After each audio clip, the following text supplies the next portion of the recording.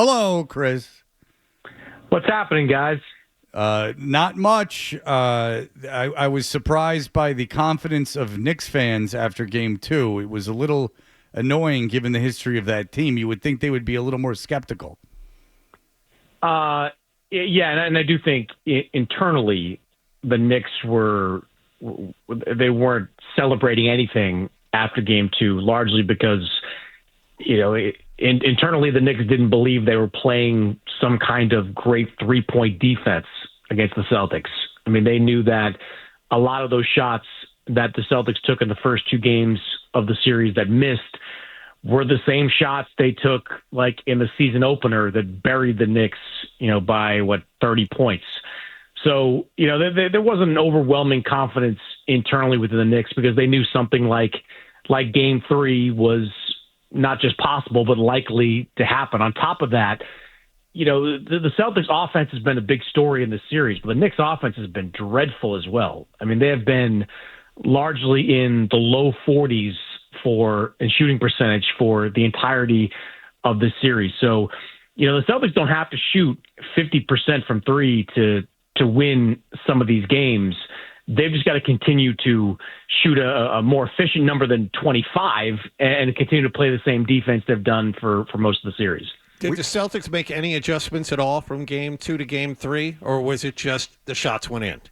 I didn't see too many of them. And whenever I talk to people within the team, it was kind of like, we're not going to change who we are, right? I think they said some of that publicly, and that's what they were reiterating, privately. Now, there were certainly some subtle changes and some focuses, second chance opportunities they were locked in on, just different little things, little parts of the game that they wanted to win. Finishing quarters is something that they talked a lot about, over the last, couple of days. Like, they just wanted to clean up some of the mistakes that they were making. But by and large, that's the same team that we saw for most of the season. I did think, they were a little bit more judicious with their 3-point shooting. 40 attempts, a big number for most teams. For the Celtics, it's downright stingy. I thought they went to the basket a little bit more. But there was not any kind of overhaul of the offense. The shots that just missed in the first couple of games, a lot more of them went in, and the defense I thought was excellent as it's been all series. In terms of the defense that the Knicks are playing, the shots obviously went in terms of the 3-pointers with the Celtics, but they're still playing decent defense in the paint. And when the Celtics are trying to drive, we saw Jason Tatum missing layups early in the game on Saturday, and it wasn't just because he was missing them all together. I still think they're doing a decent job when the Celtics try and get inside, and maybe if there were any adjustments made, they have to think about that. It's not like and the other thing, Chris, is it's not like going to the hole automatically is going to earn you a trip to the free throw line in this series either. So I wonder if that's changing the way they're approaching things as they get ready for the game tonight. Well, I think the biggest difference in this series versus the regular season is Mitchell Robinson, right? Like he didn't play in 3 of the 4 games, I think it was, and in the regular season, and we've seen what he is as a rim protector, a pick and roll defender. I mean, he's elite, and the Celtics have tried a lot of different things. The hack-a-Mitch is certainly a way to get him out of the games. We saw them doing it with him when they got 25, 29, something like that in Game 3, and they're still trying to knock him out of the game. So adjusting to him in the paint, defending off the screen and roll is different. I mean, that's kind of if you're looking for changes in what they do offensively, like when Karl Towns is in the game, and this is another subtle maybe shift in Game 3, that they really went at Karl Towns, I thought, a lot more. They recognized that he's not a good defender, and when they get him on a switch with one of their wings, they went at him. That was noticeable in Game 3. You can't do that as much with Robinson because he's a better perimeter defender and certainly he's a better rim protector. So figuring out kind of how to attack Robinson and how to approach him offensively, I think that's going to be a big part of the series moving forward. Karl Anthony Towns made a big show in Game 3 about how that left hand was bothering him, and a really big show of it. I don't know if you missed it or not. No, but, I saw it. Yeah, so after the game, the media, having seen all of that, came up to him and asked him about that left hand. Apparently, something's really wrong with him, or is he just overplaying things a little bit? Well, you could see a mouth during the game. It's broken. That's not exactly a medical diagnosis, but it's obviously bothering him. And you could see at times when he was getting whacked on the arm, it wasn't even like he didn't need to get hit on the hand to be affected by it. He was grabbing to it when he was whacked on the forearm or the elbow, anything that was kind of sending a vibration down to that hand. I mean, it kind of is what it is for Towns. It's probably going to be a pain tolerance thing for the rest of this series. The good news for him is it is the left hand. He's a right-handed guy, and he can still be really effective offensively with just the full use of that right hand. But if I'm the Celtics, I'm paying attention to that, and I'm doing a lot of things to force him to go left. And look, let's be honest, people hate the idea of cheap shots, but if you have a chance to foul Towns and hit him on the arm area, you're probably going to take it. I saw Drew Holiday do that once in Game 3, and it looked like he was doing it, kind of with purpose when he fouled Towns around the rim. So I'd be very aggressive if I'm the Celtics and try and take advantage of that injury.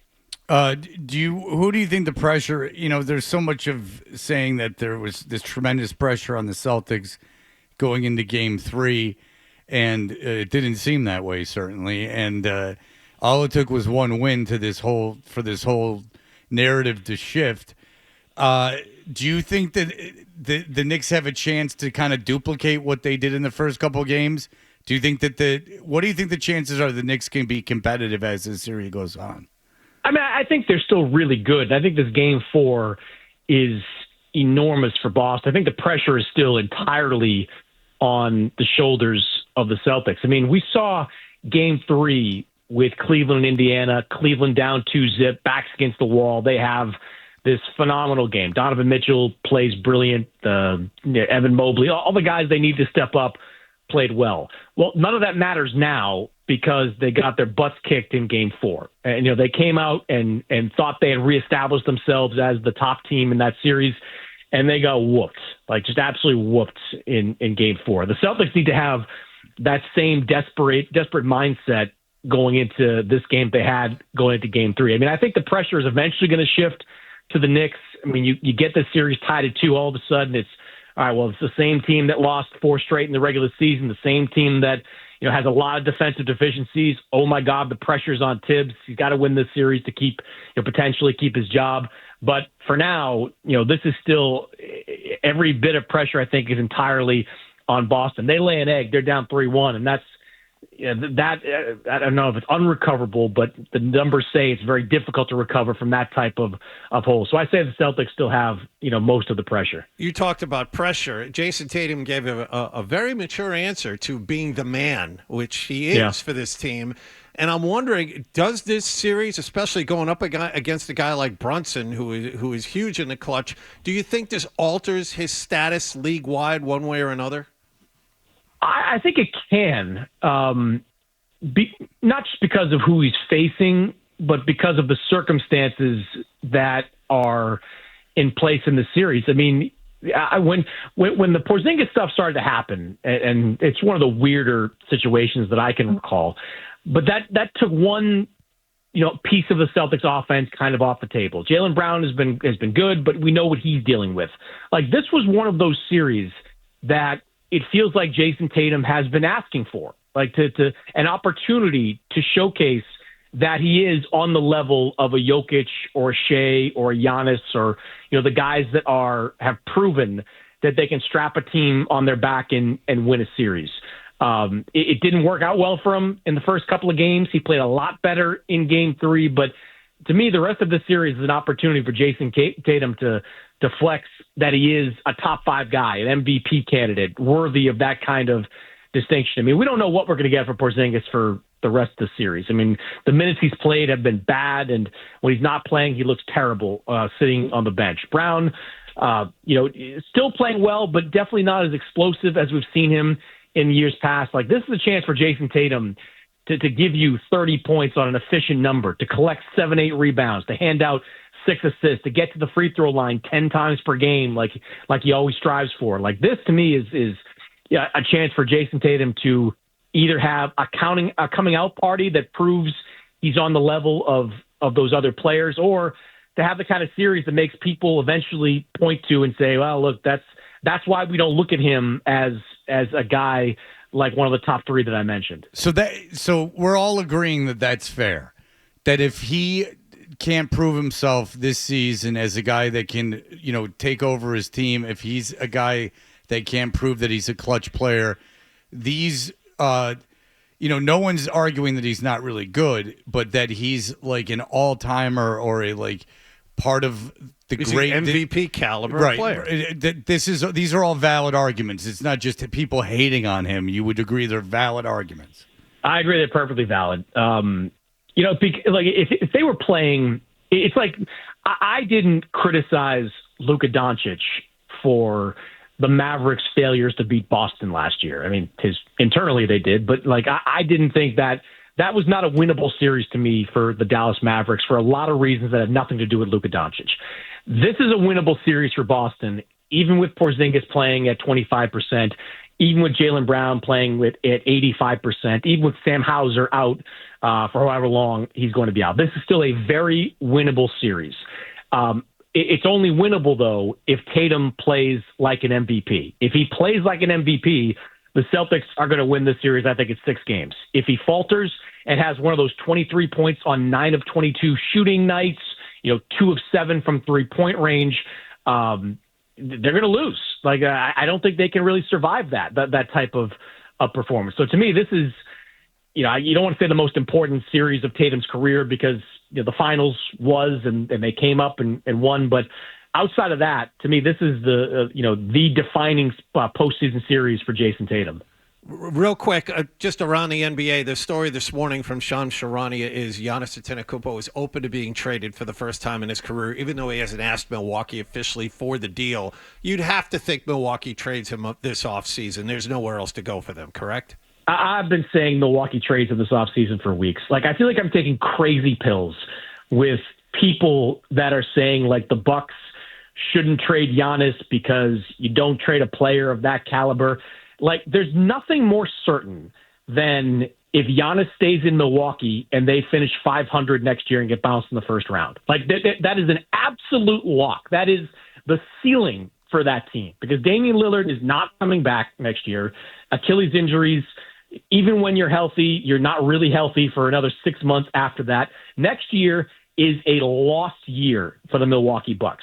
This summer, you've got Houston sitting out there with a ton of assets. Mm-hmm. You've got San Antonio sitting out there. I'm here in Chicago for what should be the greatest night in history of Maine basketball, but you've got San Antonio with a chance to win a lot of, win the lottery, bump up in the lottery, and have a ton of assets.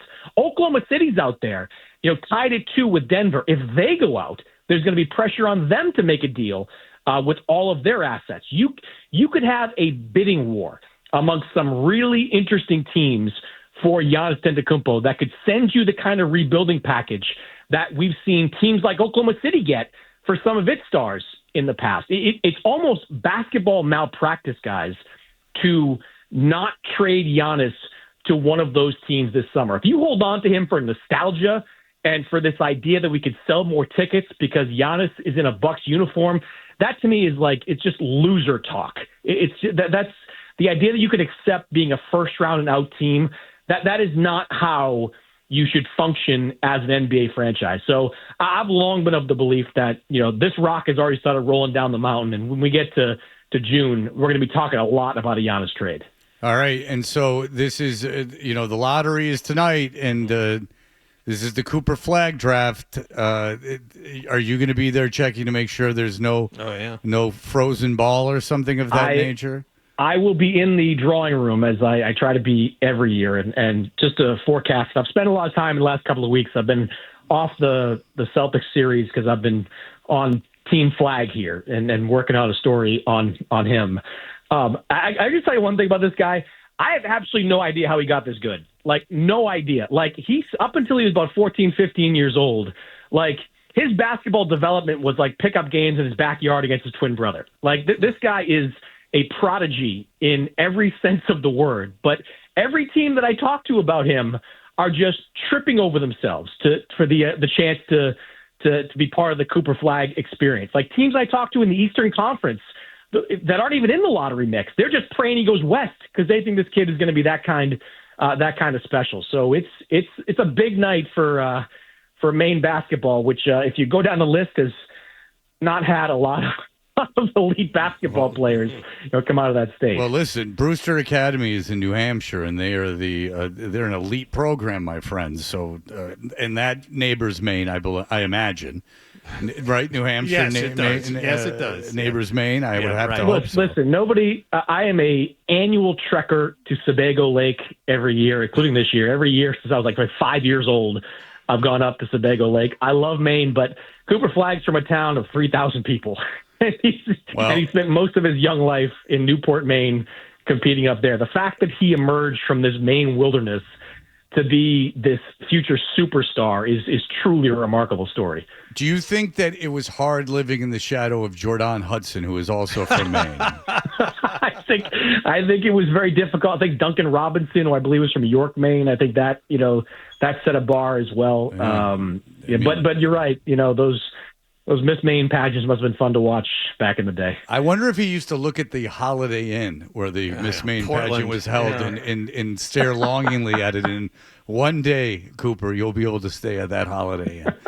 All right. Chris Mannix, thank you so much for the time, sir. We always appreciate it. If you like that clip, check out more videos from Toucher and Hardy here. For more Celtics analysis and opinion, hit this playlist. And for all the latest from the Sports Hub, download the app at 985thesportshub.com.